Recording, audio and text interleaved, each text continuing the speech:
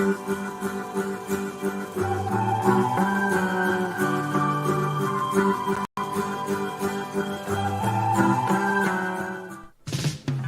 of us remember that first time that spine crackled, or that smell of embedded ink on a thin Asher gray paper. And then those words, the ones that captured us, and kept us enraptured for a fortnight, or two, or several. This is the power of reading. But has that dynamic changed for those of us who have now published something? Do we experience reading in a different way? Is it more clinical or educational? Or is the nature to escape still there? We'll discuss this and more with our Roundtable discussion panel.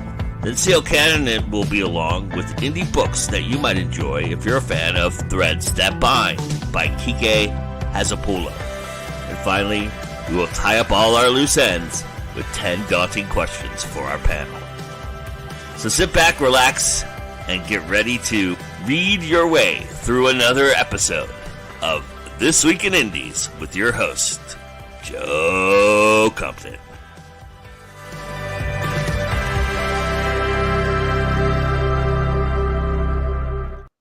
Yes, hello everybody. Welcome to This Week in Indies. I am your host, Joe Compton, and good morning, good afternoon, good evening, whatever it may be for you all.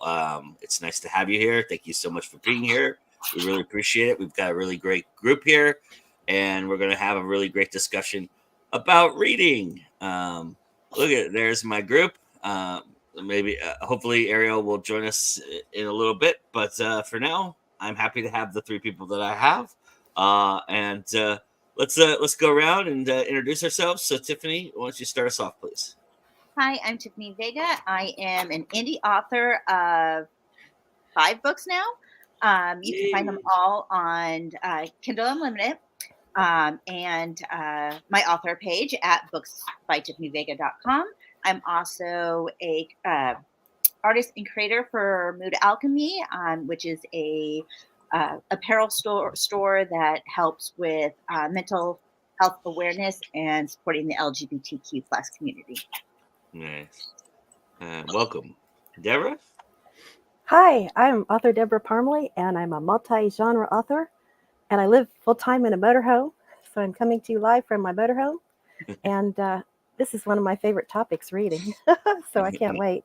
Nice. You can find my stuff at my website. I'll change my little thing below so you can get there.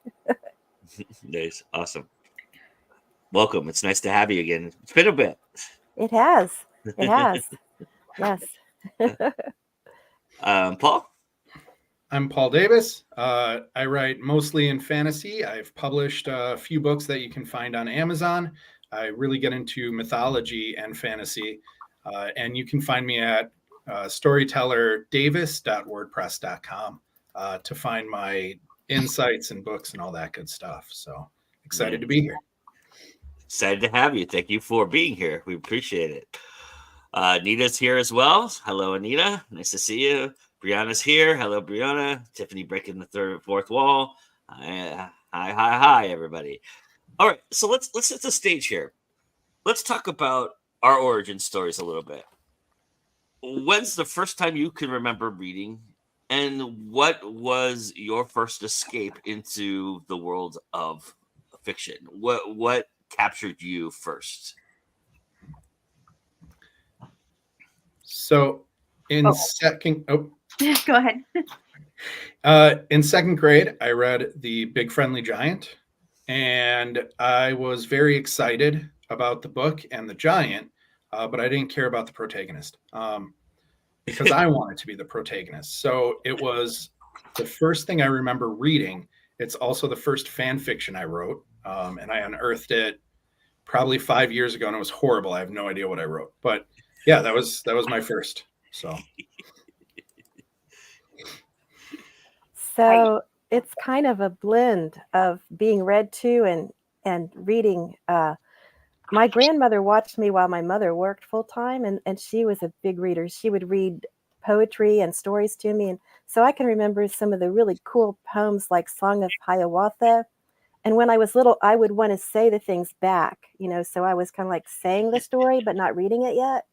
And then when I got into where I could read. I was an early reader as a result of all that. And I have a really quick story to tell you about my granddaughter because I'm so excited about this. So my son told me that in kindergarten, she graduated and she got an award for writing. And I said, how did she get an award for writing? She's in kindergarten. He said, well, she comes to me and says, Daddy, how do you spell this word? And then I tell her and she carefully puts each letter down. And when she gets done, she has a storybook. And I thought, oh my gosh, she takes after her grandmother. So that's basically how I started, but not exactly like she did, because I didn't do the, tell me a word, write it down. It took me a little longer than that. That's awesome. Yeah, it gave me goosebumps when I heard it. So fantastic. Nice. All right, Tiffany, how about for you? I think I was in the second grade, and at school or our school library, I picked up The Tale of the Fourth Grade Nothing. And I think I read that in a day and a half. I read through it, and that book inspired me to be like, you know what? One day I'm going to write a book like this. And like Indian in the Cupboard, all the classic, kids books we had to read in school, really inspired my love of English and writing. Did you then scour the Judy Blume catalog at that point?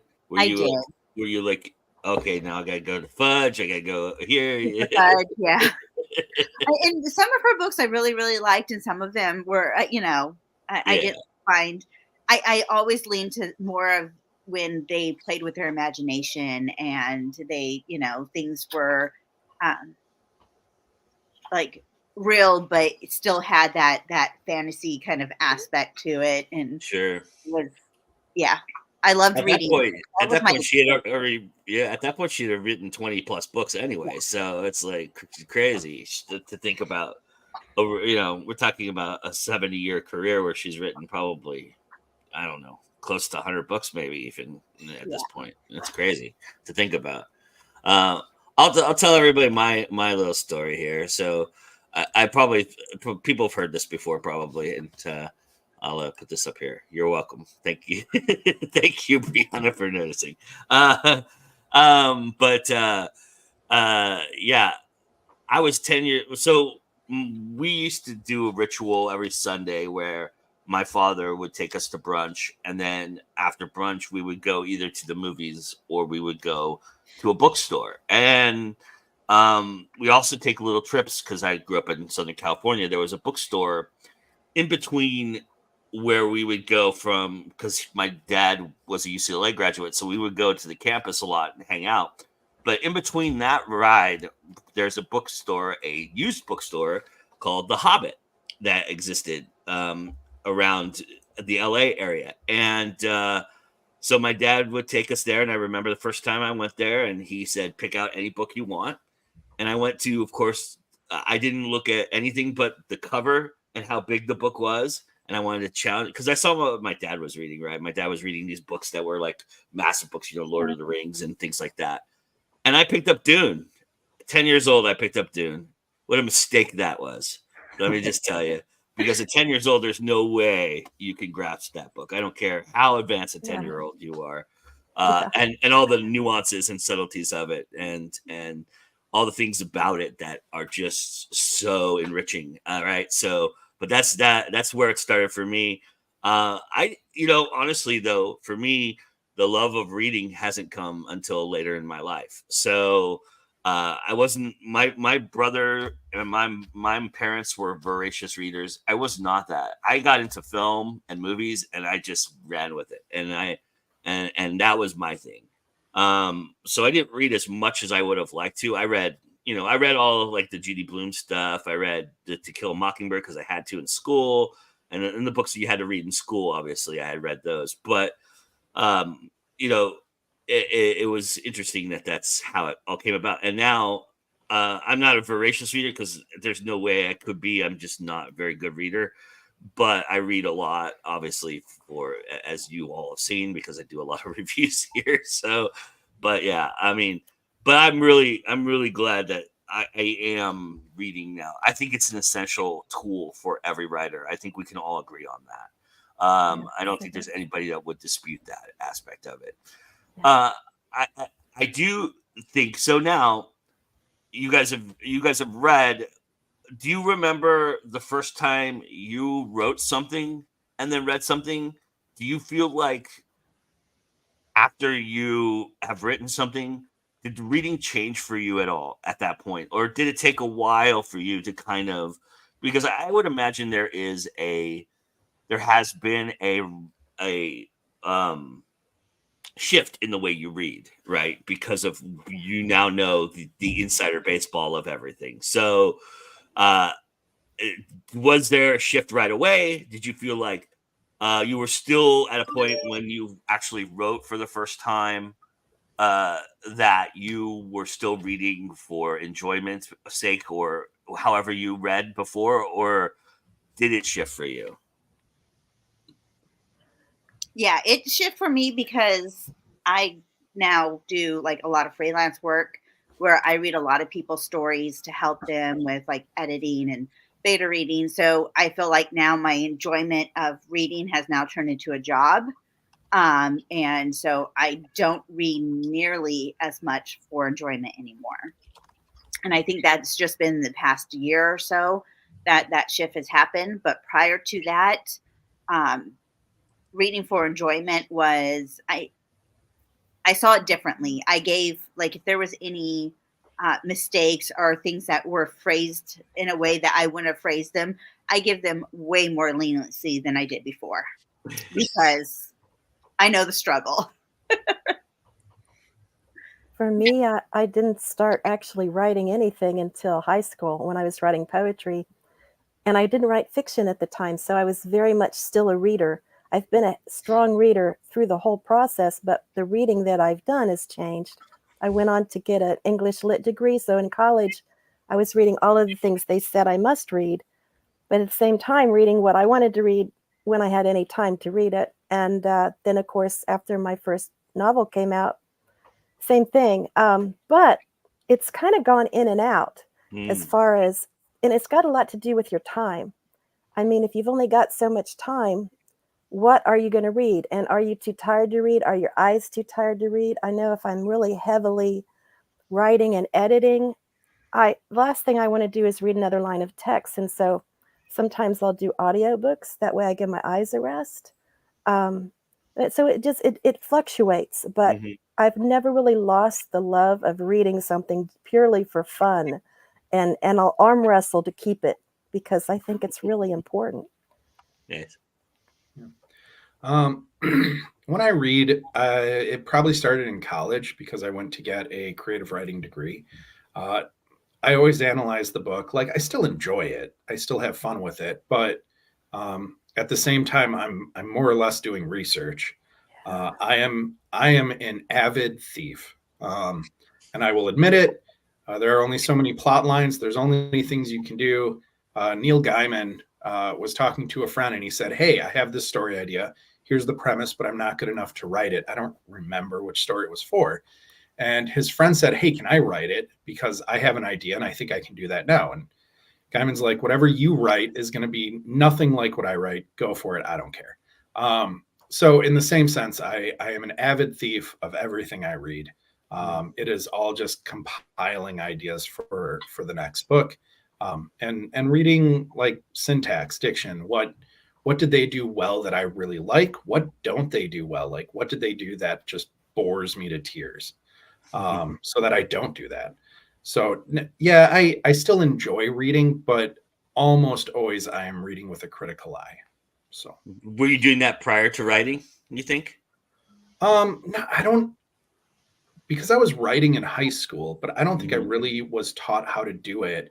Uh, no, there was a high school class where we did do critical reading, but yeah, I don't think it started until college when they like really sat us down and said, you will analyze this and write a boring essay on a good book, Yeah.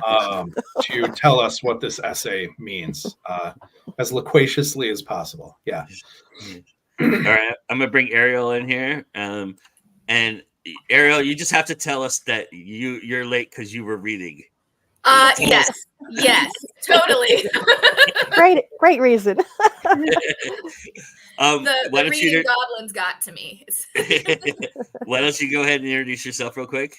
Hello, I'm Ariel Dawn. I write primarily paranormal romance, urban fantasy, reverse harem, and all subgenres of romance. So I'm gonna let you answer the first two questions. So the first question was I asked for an origin story. So tell everybody about the first time you remember reading and what it was that captured you. Ooh, so I was definitely a library kid. I grew up as neurodivergent, so I grew up in the special ed system. So for me, reading was like purely an escapist thing. And I can remember being probably as young as like maybe like 6 or 7 and just being like obsessed with the library. And I went there constantly and I would get out books. I'm talking like 4, 5, 6 books at a time and have them all like done by like the next day. I was always, even though I was kind of in the special ed area, I was always really kind of on the opposite end with reading and writing. And my special ed disability, I guess you could say, is math. So it was kind of like I gravitated towards all of that because it just intrigued me, all these different worlds. So that's kind of my origin story, I guess. Nice.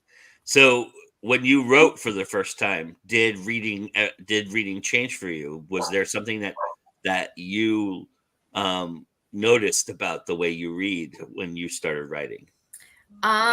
Yes. So when I started writing in 2020. And I started writing because I had always written my entire life. I started out with poetry. I did short stories, like all through my life. But when 2020 came around, I was actually signed up to do an anthology. It was a charity anthology, and I was doing a short story. And I forced myself to do something new because I thought if I had a deadline, maybe I would, maybe I would actually do it and I would be able to get published. And I found that, especially for me, because I grew up reading a lot of paranormal romance and fantasy and young adult, that's kind of when I started writing, that's what came out.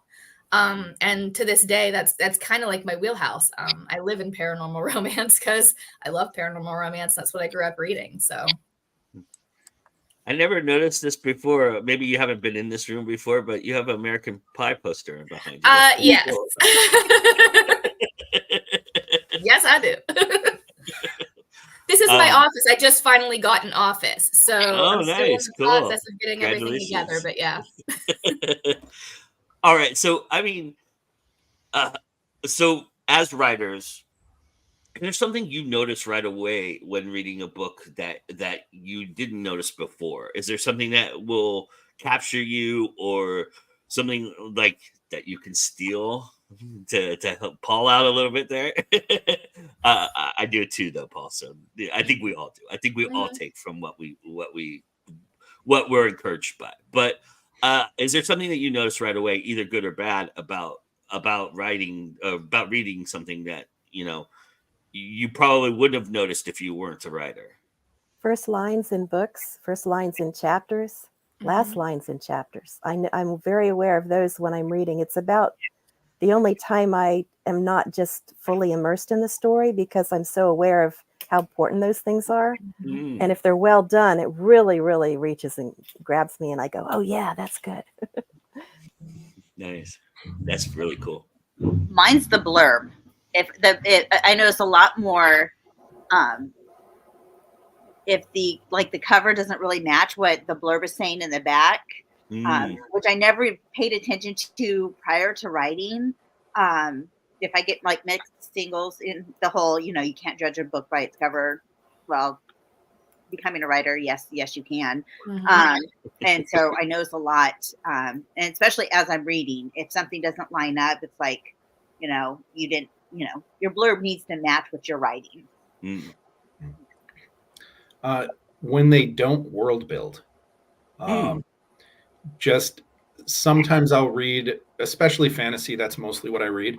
But if the fantasy feels very flat and it feels like they're just going to scene and characters are playing out a script instead of like really being alive, it tells me that they did not spend enough time on the world building process to flesh out the areas, to flesh out the characters and what they'd be like. So just noticing the world building. I think for me, it's kind of an interesting answer because before I started writing, I was reviewing books. And I was reviewing primarily like romance books at a time when I wasn't a romance reader. So for me, it definitely, when I started writing and I started learning more about the tropes and about beats and things like that, I started definitely noticing a lot more, like when I was reading, the things that stick out to me are those opening chapters, those beats of, you know, where we're hitting the particular plot point or the character development point. Like I notice that stuff a lot more now, but I think the thing that sticks out the most to me is the blurbs. And that's mostly because I love writing other people's blurbs, but I am horrible at writing my own.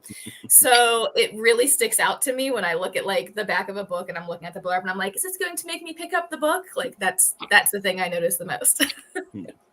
Same here. I get help with writing blurbs because my blurbs, frankly, suck. You know? They just Great with do. other people's, not I so hire the help. It's worth it to get a good one out there. Are you all incorporating AI now for your blurbs? Mm-mm. I haven't yet, but only because I haven't written a book since becoming aware of it, but I will be. Yeah. I played with it a little bit using Quick Write, which is for writers, and Quick Write does not write the actual story. It only does the other things, which is why I said yes to it. And I've played with it, but I think the problem is it's a lot about what you feed it. And to start with, my blurbs aren't that good, so I feed them in there, and I'm like, oh, man. I think I better keep hiring my lady because, you know, it's still not quite right. Yeah. To quote an author, Chuck Palahniuk, he said, "You feed yourself crap, crap's going to come out of you." That's it. Oh, and let me add something else too. I won't read in the same genre I'm writing in. So, like, if I'm writing one of my military romantic suspense, and I read a lot of them, I won't read that while I'm writing it. I wait till the book's done, and I write more than one genre. So I'm switching over to historical romance now. Now I'll read the military because I don't want subconsciously any author's verbiage to creep into what I'm doing. I don't want to ever be plagiaristic. You know, there's a difference between saying, oh, I want to do something like that and letting it creep in. So I'm really careful about what I do with that. That's interesting because that was one of my questions was, you know, has reading the genre you write in become more of a research-based aspect for you than an actual enjoyment-based aspect? Sometimes, yeah. Yeah. Do you all feel that way? Do you feel like that's the case, or do you feel like you can separate the two? I feel like I can separate the two. Yeah. I agree with what she said. It's got to be really well done for me to separate the two. So because the problem is I know how to do it. So it's like a movie maker watching a movie. Yeah. If it's well done, they can get swept up in it. And if it's not, they're going, well, this could have been or that could have been. And that can be kind of tricky with reading. Yeah. Now, I will say it's been pointed out that my subtitle, for those who can't see it because it's tiny, but I know it's going to happen in your book. Sorry. I will say for that aspect of it, that doesn't necessarily take me out of it. It's just something I've always been inherently able to do since I was little. I can tell you the end of a story. I've got like nobody.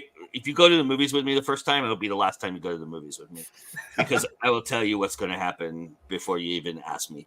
And I've had to curtail that part of me for a long time. It's something I've worked on being married to help that a little bit. But because it used to drive my ex-wife crazy. Funny story on that. My 5-year-old daughter, I was telling her a bedtime story like Friday.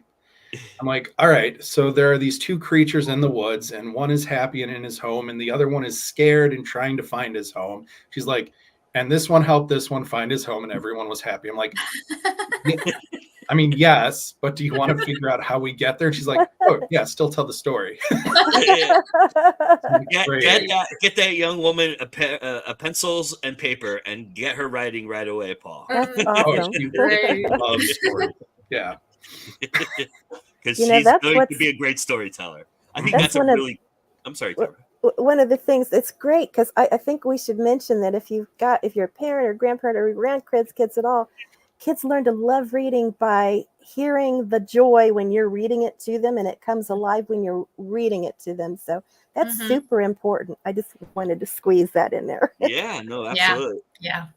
And I think it's a characteristic that we all had growing up, right? We got enveloped by story, and then we naturally gravitated to writing those stories Mhm. because our imaginations got activated by reading, right? And so those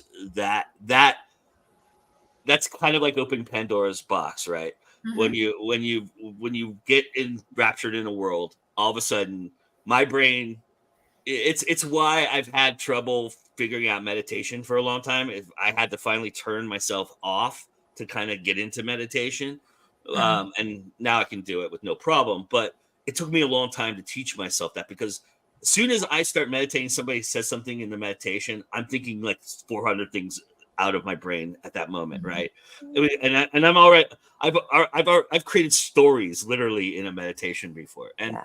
and what the meditation teacher will tell you is run with that. That's good. That's really good, actually, because your brain is working and you're synapsing and all those things are functioning well. So reading can trigger that for you, and that's a really, really good thing if you're a creative person, right? So you find an outlet, right? I am curious about, do you find it hard, going along the lines of my subtitle, do you find it harder to finish a book now than you did before, or easier before you were a writer? Well, I find it easier because my endings never really have like a happy ending. So it's always like, um, I'm always killing off a character, so at the end. And that's what I enjoy to read. So I would argue that the Elements has a pretty good happy ending for right now. it's not ending yet. Yeah, That was true. just a book one. True. So we got two, maybe three more All books. right. Don't spoil it. But so I already know my ending. When I start writing, I already know where I'm ending. I know with my series, I already know what's going to happen. So it's easier for me. And that's the one thing with my first book that I ever written, other than the fact that it's edited poorly, was everybody's like, that ending. But I knew from the start when I was writing the book, it was not going to be your the killer gets put away and the victims get justice. I knew it was just going to be the opposite, and so I am really good about my endings, knowing where it is. It would be writing a happily ever after ending that would take me a long time and probably hundreds of thousands of rewrites to make sure that happiness is explored. So basically what you're saying is you can read through those pretty easily now because you've got the ending in your head already. Yeah. How about for everybody else? I changed how I read because back when I was submitting during traditional days, back in the day, you had to send the first 3 chapters. So at a certain point, I realized I will not live long enough to read every single book I will want to read. So my time was limited. So I started doing that 3-chapter thing. If they didn't pull me in by chapter 3, I was done. I didn't feel like I had to finish every book I started. So with that process, I got a little better at choosing the books, and I'll actually stand in a bookstore and I'll read a first chapter to see if it's grabbing me at all. And then, of course, you can do that online too. So I think those sample chapters are really important because readers can use those, and we can figure out, do we like this writing style? Because if it's putting you off, you won't want to finish the book. I actually used to read voraciously in like high school, up till high school, and then I just hated getting told what to read. Yeah. Especially when you're an English and creative writing major, like you are told what to read all the Oh time. yeah. Um, Yeah. so I kind of dropped off in my 20s.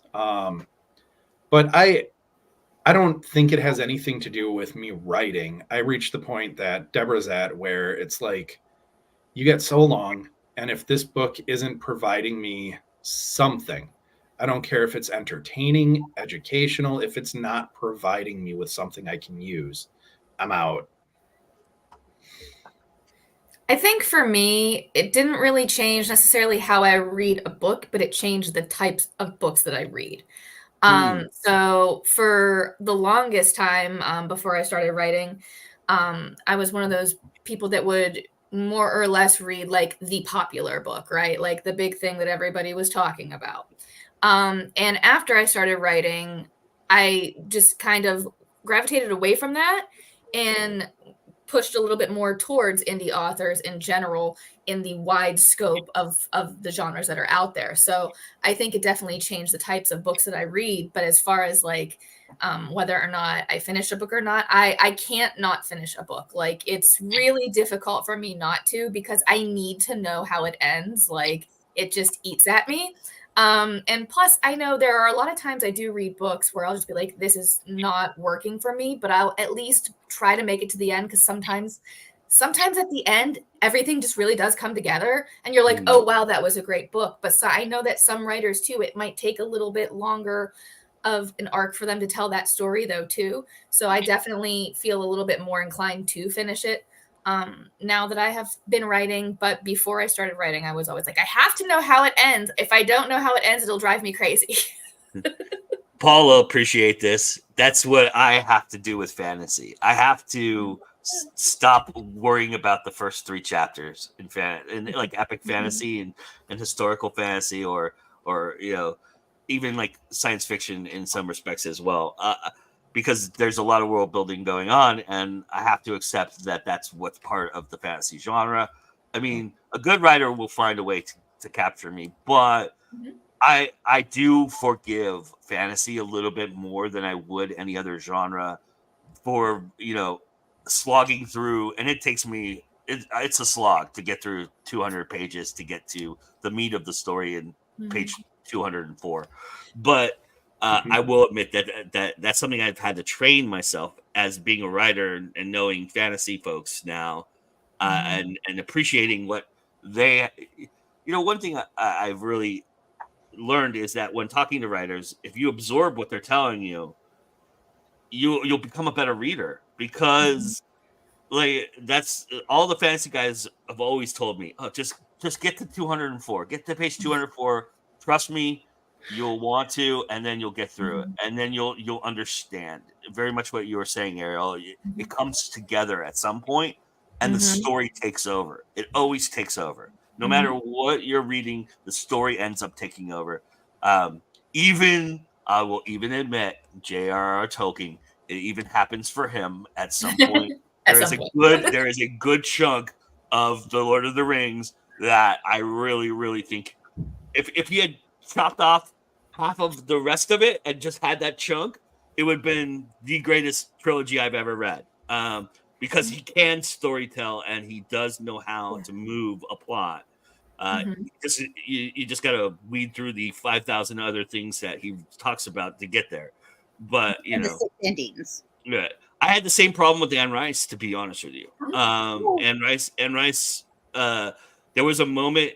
I think it was either Lestat or it wasn't an Interview with a Vampire. I don't think, but one of the books where Lestat is walking through a field of roses, and she's describing like the entire chapter, the rose that he's touching and everything. And I was like, I'm out.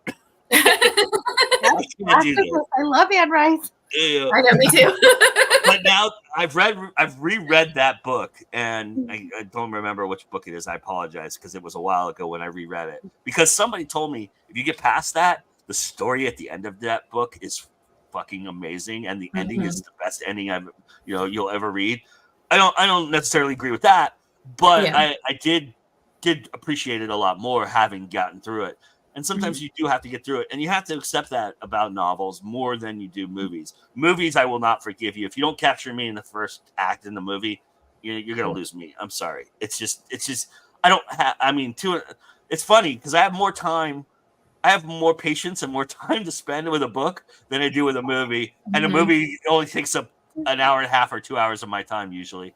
Bad ones 3.5, 4 hours. But if you capture me right away, I'll stay with the movie. If you don't, I'm done. I have DNF more movies than I have books for sure in my lifetime because I just know how it's done, and it's really really hard to get around that. So, but anyway, I'm sorry. Go ahead, Deborah. One of the things I noticed about books that authors that do capture me with their stories is that quite a few of them write short stories as well as novels. And I think what Ray Bradbury said is important, because if the author can get accustomed to writing some short stories, you've got to pack it in tight. You've got to have the action, care about the characters, and it's all got to be done in a short space of time. Well, that's got to help with writing the bigger books because you've learned that skill. So, but I noticed that in the authors that I like, almost all of them have a short story out there somewhere, and it's really good usually. Cool. All right. Well, I thought Ariel gave us a really good dropping off point, and so, and that is, I'm going to add to your TBRS list right now for anybody who's interested in indie books, because we have the Indie Connection, and it is the threads that bind. Just like it's the pages that bind us all. So here you go, everybody. Here's your Indie Connection, and we'll be right back after that.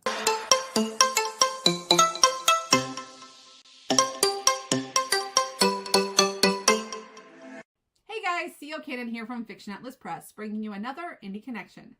Today I'd like to tell you about some indie books that you might enjoy if you're a fan of Threads That Bind by Kika Hatzopoulou. The first book I have for you is called The Hand of Fate by Marcella Step-Rodarte. Mira is a young woman with a mysterious past and an unassuming presence that belies her extraordinary power. Placed in foster care, she emerges as a resolute guardian of the children she cares for, revealing a fierce determination to protect those in need. As she approaches her 18th birthday and the crossroads of her life, Mira's world takes an unexpected turn when she overhears a chilling conversation about a sinister plot to eliminate her and those she loves most. Unraveling the truth about herself becomes a race against time, as she discovers her pivotal role in not only the human realm, but also 2 other hidden nations. Despite her humble facade, Mira holds the key to shaping the fate of multiple worlds.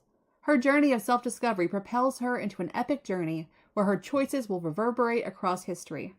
Follow Mira as she unveils her true identity, embraces her power, and takes center stage in a narrative that showcases the profound impact one person can have on the destinies of entire civilizations. Get ready to embark on a thrilling exploration of bravery, destiny, and the extraordinary potential that lies within. The second book I have for you is called Angel of Fate by Zachary Jeffries. This Grim Reaper just met his fate. High school sophomore Michaela Colfax was perfectly happy with her life until she inherited a mysterious pair of scissors. They don't cut, but when holding them, Michaela begins seeing things like lines between people, connections. With the scissors, she uncovers the ancient power of her lineage of Greek fates. If Grim Reaper in training Kane Morrigan messes up one more soul harvest, he'll remain a disgusting human for the rest of his existence. But his new target has supernatural connections tying it to Earth. Now Kane's only hope is to find some force powerful enough to cut these ties. Can Michaela embrace her destiny fast enough to preserve the balance of life and death? Can Kane tolerate a human long enough to make Michaela into the fate he needs? And for the love of gods, can the 2 of them work together for 1 minute without fighting? The third book I have for you is called Spirit Catcher by Barbie Singer. April's life is chaotic. Her relationship with her mother is strained. Her brother is a pest, and the mean girls of Twisted Lakes High are on a mission to make her miserable. So she can hardly believe it when her crush Alex shows an interest in her. But the arrival of a new girl, and April's purchase of a pagan spirit catcher from the local antique store, unleashes a chain of events that she could never have anticipated. Now, grappling with the forces beyond her understanding, she is forced to question how far she is willing to go to protect the people she loves and herself. Will April have the courage to face the unknown and emerge victorious, or will she be consumed by the forces that threaten to engulf her? The next book I have for you is called Broken Fate by Jennifer Derrick. Zeus gave her one simple job: kill every human. Atropos, daughter of Zeus and the third goddess of fate from Greek mythology, spends her eternal life snipping human lifelines when their mortal lives are over. As if being a killer doesn't make life miserable enough, she and her fate-wielding sisters must live amongst the humans on Earth thanks to a long-running feud between their mother and Zeus. Living on Earth means they must mingle with the mortals, attend the local high school, and attempt to fit in, or at least not stand out too much. Killing and mingling don't mix, which is why Atropos' number one rule is to avoid all relationships with the humans. Caring for people she has to kill is a fast track to insanity. However, when Alex Morgan walks into her first period English class, she knows she's in for trouble. He's the worst kind of human for her to like, one with a rapidly approaching expiration date. And he makes Atropos want to break all of the rules. And the last book I have for you is called The Star of Fate by David T. Myers. When a gift from the gods goes missing, there will be hell to pay. Lando Bailey's life changed the moment he touched the Star of Fate. After months of disappointment and misfortune, strange forces begin to shape his life for the better. But this change of fate comes at a price. Plagued with dreams and visions of impending death and destruction, he comes to realize that returning to his ordinary life may no longer be possible. As he scrambles to understand what the star is and what it has done to him, dark forces are closing in. He will confront monsters, terrorists, and forgotten gods, each willing to kill those who stand in their way. Can Lando stop them from getting the star, or has his fate already been decided? Okay, that's all for me this week. I'll see you next week on the Indie Connection. Bye.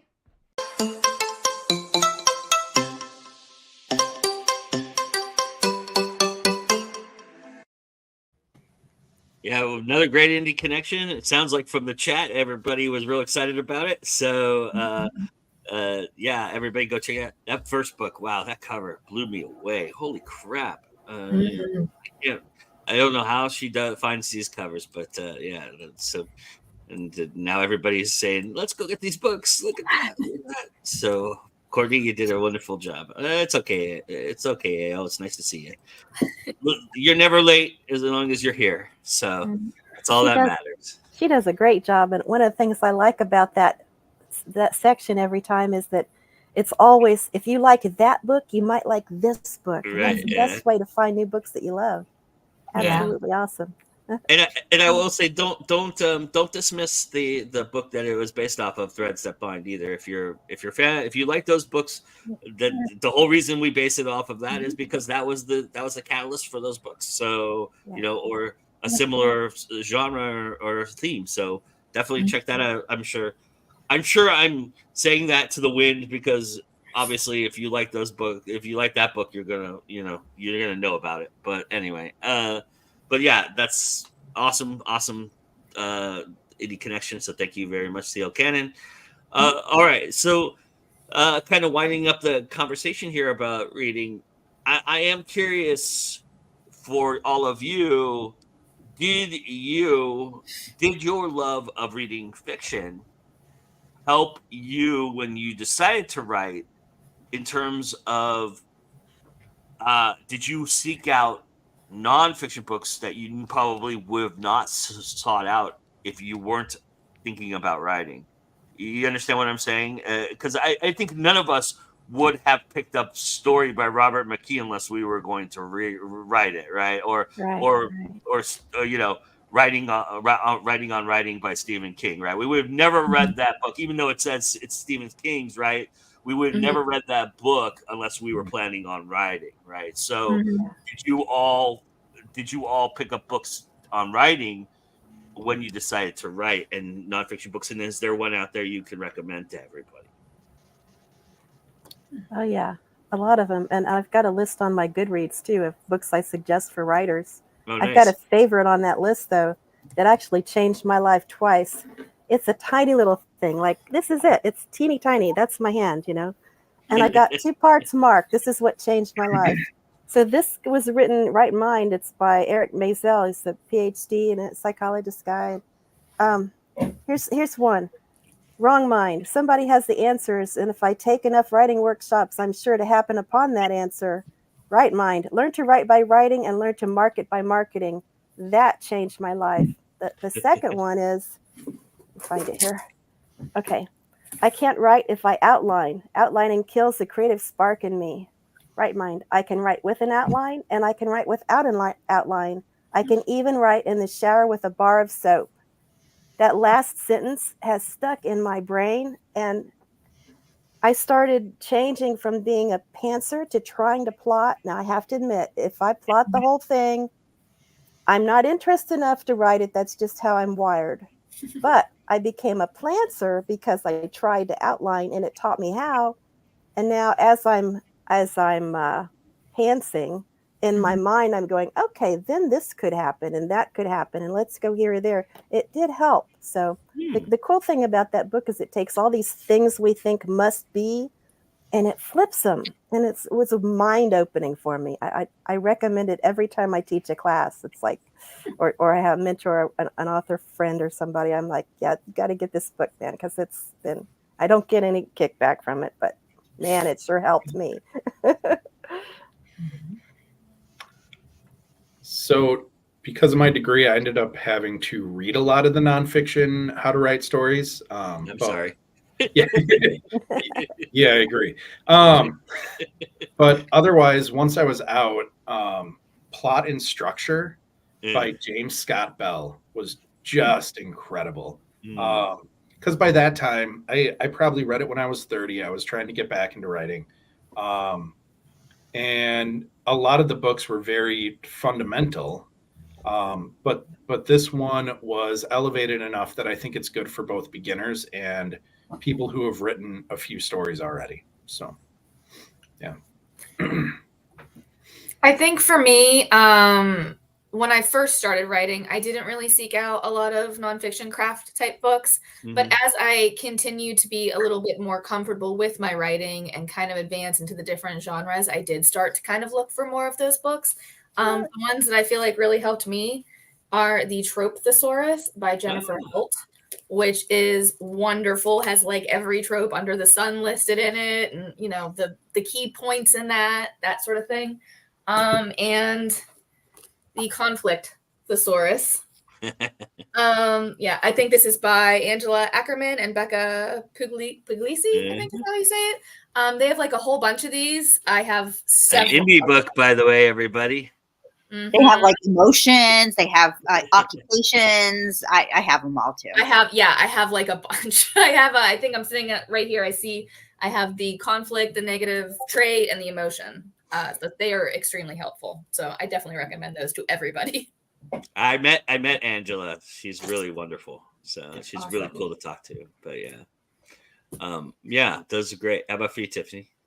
When I first started writing, or like decided that I was going to like publish a book, I downloaded everything I could possibly read. Like it was like, because I was at the time I had my full-time job. I was like, okay, there's one called The Weekend Writer. There's one that is like Shut Up and Write Your Book, Secrets of Writing a Book, e-formatting. Everything that I could download, I did download. Most of them pretty much tell you what you already know. But like Save the Cat was a great one to start with. I quickly found out that I am not a plotter. I am definitely a pantser. But it's still good to have for reference, you know, like, okay, I just wrote this. What can I write next? But yeah, so I overdid, I think, with that. Plus I was in school for writing, you know, I overdid it. I'd like to jump in and add something there for the new writers out there. You can spend a lot of time reading how to write and not write. Anything which is not writing is you not writing. And it's important that you write if you are to be a writer.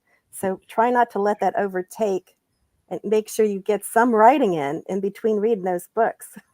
It's funny you should say that, because my recommendation is Story by Robert McKee. And the first sentence in that book is, why are you reading this? You should be writing. Yeah. That's the first sentence in that book. And if you want to learn about 3-act structure, I there's no book better, in my personal opinion, than Story by Robert McKee. It is awesome. absolutely the quintessential book on 3-act structure that I've ever read, and I've read a lot of them. I will also give you a funny one to check out. If you want to know the struggles of a writer and you want to relate to a writer, ironically, this is not a book about writing. It is a nonfiction book, but it's a book about his life, and that is If Chins Could Kill by Bruce Campbell. There's a section in there where he talks about how he sat down and tried to write a script and it drove him crazy. And we can all relate to the way that he was trying to write something. And if you feel like you have a little if you have a little imposter syndrome going, or you have a writer's block, go pick up that book. I don't remember what chapter it is. I wish I had remembered the chapter. I should have wrote down the chapter for today, but I didn't. But yeah, it's one of the chapters in the book. It's really I think my biggest help as far as like anything that is like, how to write was actually connecting with other writers. Yeah. You can read 100 different books, but if you're not writing and you're not talking to other writers, like this group, or any kind of Facebook group or anything that you might be in, the biggest help was talking to other writers that are struggling the same way you are. Absolutely. And I'll do my own little indie connection. Forgive me, CL Cannon. But I'll do my own little indie connection here and say, after you've written, go pick up Jim Nettles' book, Business Essential for Writers. It is very, very good on how to get your book out there when it's done. He's a smart person. It's a very, very cool book, and Jim is obviously somebody that we are very fond of here. But it is a really, really good book. It really is. It does outline a lot of great marketing strategies and give you a realistic view of how to actually try and make some money at this. So go check that out if you haven't. It's Business Essential for Writers by James P. Nettles. And then A.L. Mengel adds, I read quite a bit of nonfiction due to my being a writer. Right now, I'm reading 2 books, The Physics of Consciousness by Ivan Antic and Biocentrism by Dr. Robert Lanza. This is research for my current WP. That's some heavy-duty stuff right there. Scholarly stuff right there. I like that. But yeah, so I mean, bottom line is for all of us, we've already established that reading is an essential part of who we are and what we do. It's a tool that we should all utilize, right? But at the end of the day, when you look at something, what is it? Like, we're all busy. We're all writing. Hopefully we're all writing. We're not just reading, or we're marketing or whatever we're doing. We all have a plan out there and we're working toward that. What does a book need to do for you right now at where you're at this moment to make you sit down and take the time to absorb it? Because I have to imagine that's a lot different from when you weren't writing before or doing something else, or being an adult. Even being an adult runs into that problem for you. But yeah, so what is it that it has to do for you right now? An amazing blurb. It has to draw me in and want to read and know what the story is going to go. Not too much information, but enough information where I'm like, I need to know what happens.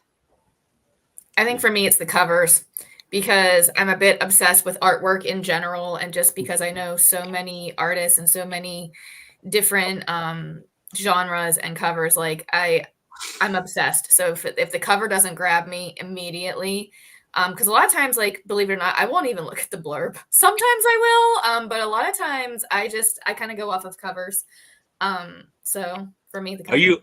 Let me ask you a follow-up question to that, Ariel. Are you disappointed more than you're not when you actually read the book after being absorbed by the cover, or are you pleasantly surprised? And like, do you feel like your intuition was correct? I usually feel like my intuition is correct. Sometimes I'm pleasantly surprised, and there have been very few instances where I've picked up a book based on the cover and not liked it. So nice. So I just never read the blurb. I don't care. Very rarely will I. For me, one, someone needs to recommend it. And then two, it needs to serve me. Ultimately, in the same way, our books are meant to serve our readers, whether it's entertain, make them think, in Tiffany's case, make them cry. But we're providing a service to the reader in the same way the writer needs to provide me a service, whether it's through fiction or I've been reading a lot of nonfiction right now. Yeah. So, yeah.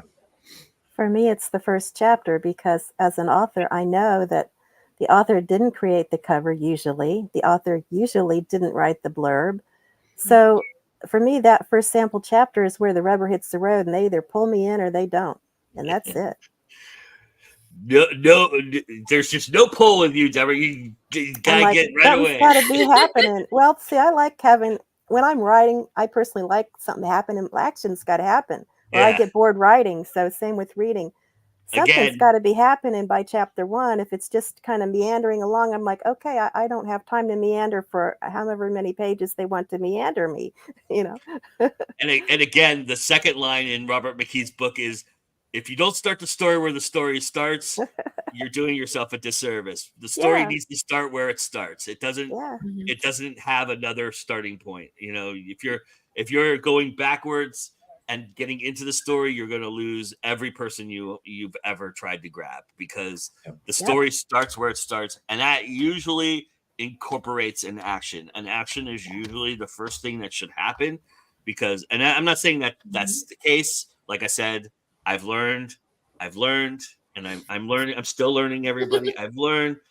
Urban fantasy too. Actually, the urban fantasy is usually really right there.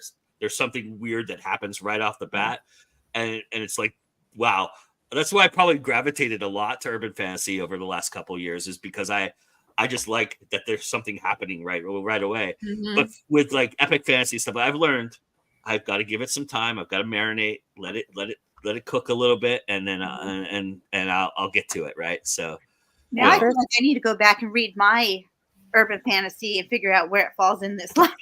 The first novel that I ever wrote, I had it entered in a contest and it won 3rd place. And the cool thing about this contest was that the author who put it on was going over your manuscript and would talk to you about it. So the first 3 got to do that. And the first thing she said to me is, she said, "Deborah, your book starts in chapter 3. Well, I didn't know because I'd never written one before. And I found out that was my process. I write my way in. So I have to then look at it. So if you're a writer, if that's your process, learn to look at it and go, now where does this story actually start? And then carve that part out and then start from there. So that's the biggest tip I can give a writer today. I think almost every writer does that. Like in my editing, it's almost always, at the very least, you can cut the first half of chapter 1. Usually it's just cut chapter 1. Yeah. The first 10 to 15,000 words for me are like, it's like very slow moving, like not like pulling teeth quite, but like it's a little bit. And then once I hit that 15,000 word, it's like zoom, takes off. So yeah. For my second book that I published, my editor goes, it was like chapter 5. She goes, "Have you ever considered moving chapter 5 to chapter 1? Try that and see what happens." And when she did that, I was like, whoa, wow. I was like, holy crap, she's totally right. This is where the story starts. I almost said movie. You could think of it like a movie. Where do you want your camera to focus? What's that first scene to draw the watcher in? Yeah. And for me, that's a real benefit because I know how to do that. Exactly. Right? So I know how to point the camera at the Yeah. first scene and do that. But yeah, I mean, everybody can do that. Everybody's watched the movie and seen that, right? Yeah. So, but Andy says concept, cover, blurb, opening 4 or 5 pages, and then Anita says for me it's cover, blurb, reviews, sample chapter. Wow, reviews, that's interesting. I don't ever read the reviews until after I've finished the book usually because I don't want to be soiled. I don't want and I have a hard time actually, Paul. It's funny. I have a hard time when people recommend me a book. Because I go, do I trust that person? Am I really going to listen to them first, or should I just trust my own instinct about it? Right. So, because a certain Mr. David Green keeps trying to shove the Silmarillion in my face, and I'm like, no. I'm not. Yeah, you got the wrong audience. A.L. Mengel says, for my opening lines, I attempt to give one sentence overview of what will happen in the following story. It's pretty cool. All right, y'all. Do you feel like we've talked enough about reading? Anything else anybody wants to add real quick before I torture you all? No. Just read more, read often. There you go. That's a good way. All right. So we're about to take 10 questions. I'm about to test your mettle here. The way this works is I'm just going to ask a question and we'll go down the line. So I'm going to start with Tiffany, the way I see it here. Tiffany, Deborah, Paul, Ariel. Then we'll snake it back. Ariel, you'll answer the second question first. Paul, Deborah, Tiffany, and we'll just go back and forth till we get through 10 questions. Everybody ready? Mm-hmm. All right. Question number 1, Tiffany. How many books have you DNF'd? You can ballpark it. Oh, I would probably say somewhere probably about 15. Wow. Okay. Deborah? Probably 50. Yeah. Yeah. Paul? That's probably like 50. Probably like 5 because I really have that. I have to finish it. Well, this will be a good question for you then, Ariel. How many books have you read cover to cover? Oh, good God. Can't ballpark that. I'm gonna Infinity? go with like 300. We'll go with that. Wow. All right. Paul? 200? Probably. Yeah. Wow, you know, I'm in the teens. High school and college, man. Yeah. Deborah? Well, I track them on Goodreads, so that's why I've got a better handle because I've tried to do books from like childhood on up, so over 1,000 on there, and that's not all of them. But yeah, I'm tracking. I use that to help me know what I've read, and it'll suggest. You know, if you give it 5s, it'll suggest other books. Uh-huh. Tiffany? I would have to say I'm up there, almost probably close to 1,000 between like when I started reading to now. I think not last year, the year before, I think I read 100 books in just that year. So I would have to say I'm somewhere close to 1,000. Now, when I say cover to cover, that means in one sitting. You all understand that, right? Oh. No. Okay, no, not 1,000. Yeah, I'm not talking about you finishing a book. I'm talking about you actually reading cover to cover. Should we do this over? Yes. So, Ariel, from cover to cover, how many books have you actually read? Oh, wow. I'm gonna say in like one sitting, I would definitely put it at around 100 because I used to read a lot more before I started writing, where I could get like 1 to 2 books like put away like a day or even like, within a week. But since I started writing, my reading has slimmed down a lot. So I would say about 100. The Prince and Absolution of Man. So 2.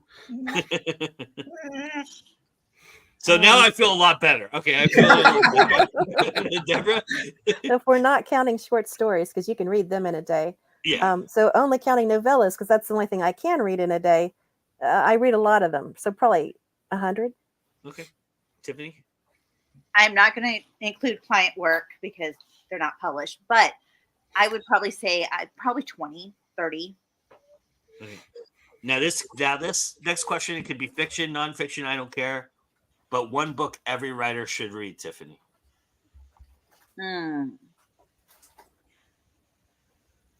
This is going to be hard because what I like, not everybody else. Okay, I'll go nonfiction. Save the Cat. I think every writer should read that. Fair enough. Deborah? I'm going to say Stardust by Neil Gaiman because it's my favorite fiction in the world. That is a good book. I love that book. Yeah. Paul? Plot and Structure by James Scott. Yeah. I'm gonna go with Newsletter Ninja. I think it's Tammy Labrock. I think that's the author. Yeah. I think every person should read To Kill a Mockingbird. That's my personal opinion. That's a good one too. I think you'll learn a lot about what kind of writer you're going to be by reading that book. Actually, I think it really does help you there. All right, Ariel, what do you think? What do you consider first when reading a book? What is the first thing you consider about when you're reading a book? is there romance? Because I write in romance and I love romance. So like if there's no romance, I will still read it, but I will be probably less inclined to read it as fast. Let's go that way. Paul?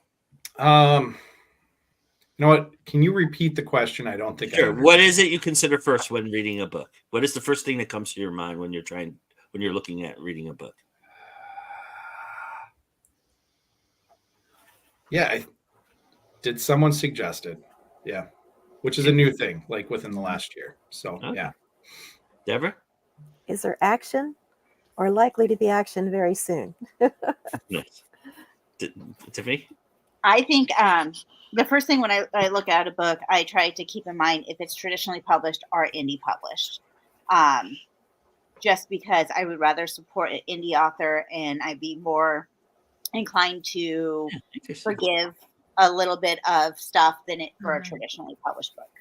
Well, that's going to help you with the next question, which is, Tiffany, what do you notice first?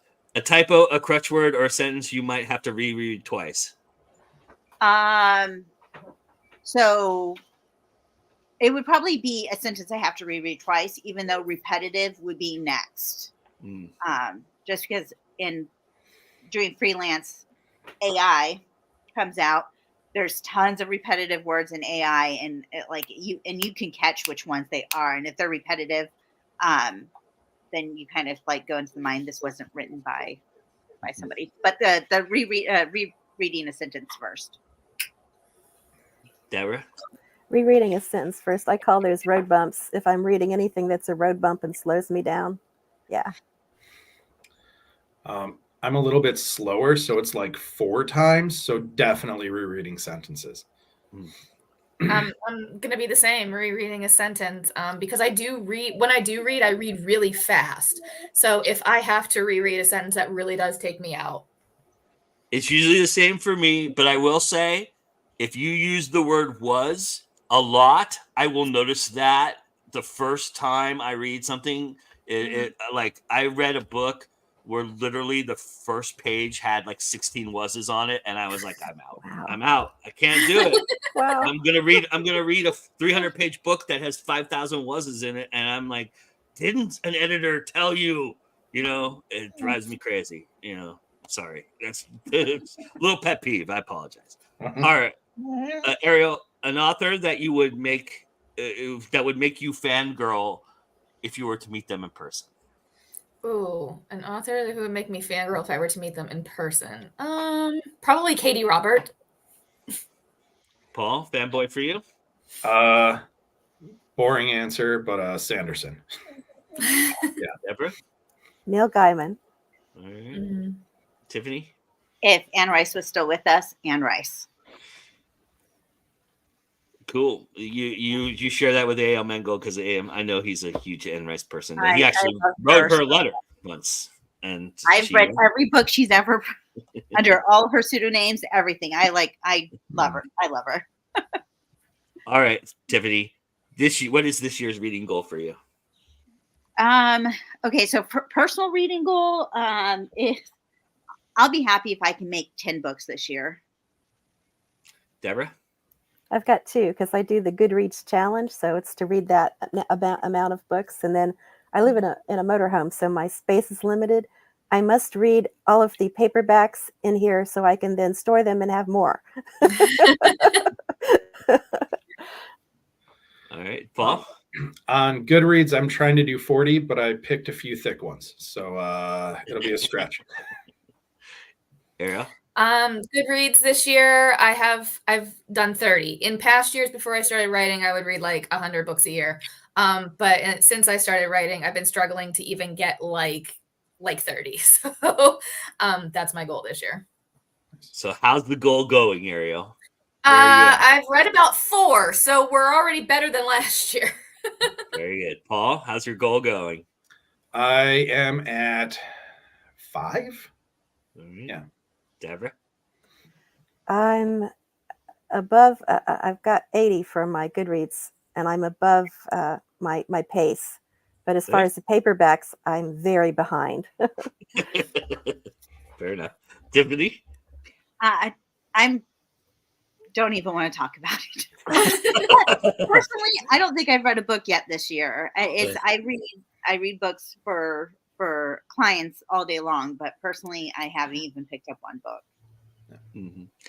All right, Tiffany, what genre of book have you read that you don't write in that you like? I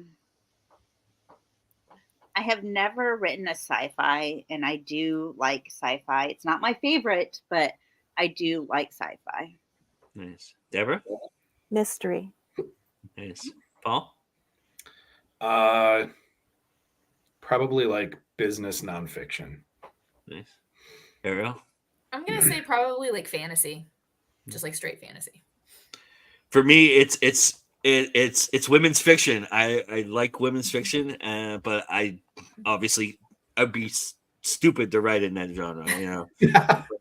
but yeah, I enjoyed that. I enjoy that genre. That genre always surprises me for some reason. I don't know why it surprises me, but you know, I should be more maybe I should just be more well-rounded as a person. I don't know, but it always surprises me, and I love it. I really do like that genre. Okay, so Ariel, how many books have you reread in your life?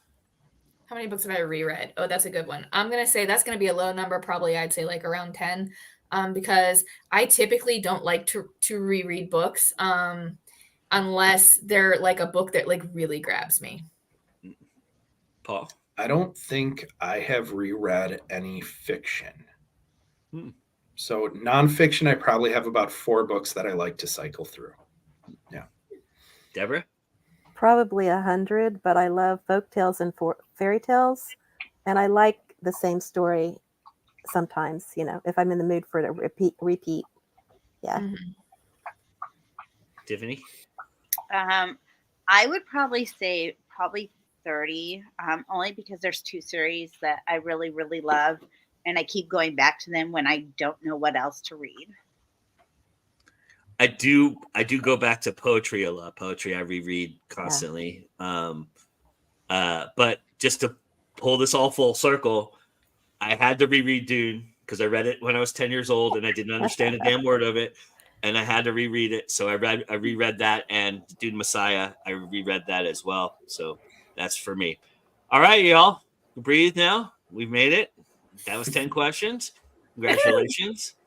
All right. So let's go down the line and tell everybody where they can find you. Ariel, start us off, please. You can find me at ariel-dawn.com. I am pretty much on all social media as author Ariel Dawn. On TikTok, I am less _than the number 3. And on Instagram, Wrong Turn Romance. Nice. Paul? So I am at storytellerdavis.wordpress.com. I'm going through a rebranding, but that is my current site. Nice. Awesome. Deborah?